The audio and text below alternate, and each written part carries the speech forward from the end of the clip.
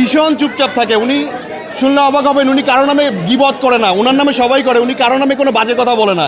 ওনার অনেক গুণ ভাই, হ্যাঁ, আল্লাহ ওনাকে এত বড় একটা জায়গায় নিচ্ছে, শুধু শুধু নেয় নাই, ওনার অনেক গুণ, এই জন্য আল্লাহ ওনাকে এই পর্যায়ে নিয়ে গেছে।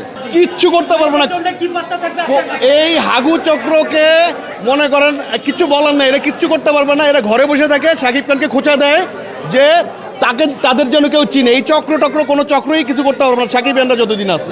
রাইট, নাম বেঁচে ভাইরাল হতে চায়, ভাইরালের দিন নাই, ভাইরাল হলে তো লাভ নেই। কারণ দেখেন, আপনারা চিন্তা করেন, এত বছর একটা লোক ইন্ডাস্ট্রিতে মানে একাই লিড দিচ্ছে, তাকে অ্যাপ্রিসিয়েট করা উচিত। দেখেন এই সিনেমাটা, মেহেদী হাসান হৃদয়ের অপরাধটা কি? মেহেদী হাসান হৃদয় একটা সিনেমা বানায় অপরাধ করছে? আমাদের যে প্রডিউসার, উনি কি মানে রিয়েল এনার্জি প্রোডাকশনকে অন্যায় করছে? ভীষণ ভীষণ খারাপ লাগছে যে ওনারা অখুশি হয়েছে। একটা সিনেমা আজকে মেহেদী হাসান হৃদয়ের অভিষেক হচ্ছে, ইনশাল্লাহ বরবাদের পরে বাংলাদেশের প্রথম সারির একজন ডিরেক্টর হয়ে যাবে উনি। এইটা অনেকে মেনে নিতে পারে না যে নতুন একজন ডিরেক্টর দাঁড়াক। নতুন একজন ডিরেক্টর দাঁড়ালে কি হয়, নতুন শিল্পী তৈরি হয়। আগে যারা ছিল ওনারা অনেক আগের কথা বলছে, আমার ছোটোবেলায় ওনারা শিল্পী তৈরি করতো। এখন যারা আছে ওনারা শিল্পী তৈরি করবো কি, ওনারা নিজেরাই হচ্ছে কাছ থেকে দূরে। এখন নতুন নতুন কিছু ডিরেক্টর আসতেছে, ওনাদের আটকানোর জন্য অনেক পায়তারা হচ্ছে, এটা হবে না।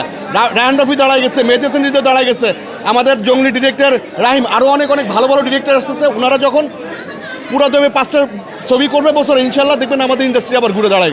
এখন ভাবেন, যখন 1400 হল ছিল, মেহেদী হাসান হৃদয়ের সিনেমা আমার মনে হয় 1000 সিনেমা রিলিজ পাইতো। এখন হলই আছে মনে হয় 150টা, সেখানে 120টার উপরে, 121টা প্লাস।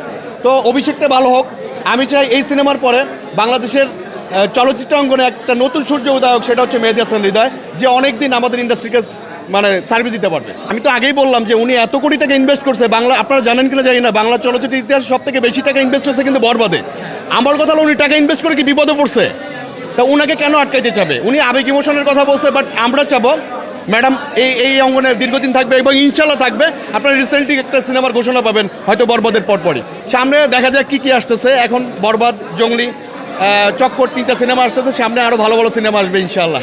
আগে কথা বলতাম না, এখন কথা বলি। আগে মাস্ক খুলতাম না, এখন বলি। কারণ দেখলাম যে একটা চক্র সাকিবের বিরুদ্ধে অনবরত বলে যাচ্ছে, তো তাদের যদি আমরা মানে পাল্টা উত্তর না দিই, ওরা পেয়ে বসবে। এই জন্য আমরা এখন মানে পাল্টা উত্তর দেওয়া শুরু করছে। এই জন্য মাস্ক খুলে কথা বলি।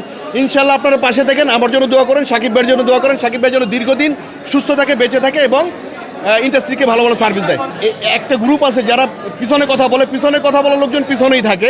এগুলো নিয়ে কিছু মনে করার কিছু নাই, কারণ শুরু থেকে হচ্ছে আমি সাকিব ভাইয়ের পাশে। ইনশাল্লাহ আমি যেন আজীবন ওনার পাশে থাকতে পারি, এই দোয়া রাখবেন আমার জন্য।